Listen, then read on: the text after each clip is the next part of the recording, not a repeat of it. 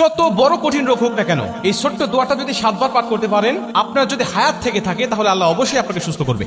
তার যদি হায়াত থেকে থাকে আল্লাহ পাক তাকে অবশ্যই সুস্থ করবে, যদি এই দোয়াটা 7 বার আপনি পাঠ করতে পারেন তার কাছে গিয়ে।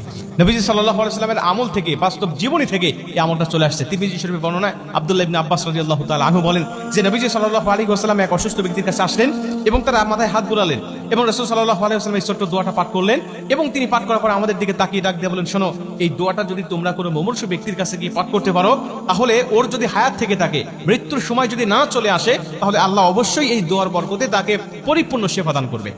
আল্লাহ পাক এই দোয়ার বরকতে তাকে পরিপূর্ণ শিফা দান করবে। আব্দুল্লাহ ইবনে আব্বাস রাদিয়াল্লাহু তাআলা বর্ণনা করেন, আম্মা জান আয়েশা রাদিয়াল্লাহু তাআলা আনহা বলেন যে রাসূল সাল্লাল্লাহু আলাইহি ওয়াসাল্লাম যখন কোনো মুমূর্ষু ব্যক্তির খবর পেতেন যে অমুক ব্যক্তি অসুস্থ হয়েছে, অমুক সাহাবী অসুস্থ হয়ে বিছানায় শায়িত হয়ে আছে, নবীজি দৌড়ে চলে যেতেন এবং গিয়ে তার পাশে বসে তিনি এই দোয়াটা পাঠ করতেন, আসআলুল্লাহাল আযীম রাব্বাল আরশিল আযীম আইয়াশফিয়াক, আসআলুল্লাহাল আযীম রব্বাল আরশিল আযীম আইয়াশফিয়াক। এই দোয়াটা তিনি পাঠ করতেন, আর এই দোয়ার বরকতে আল্লাহ পাক তাকে পরিপূর্ণ শিফা দান করে দিত।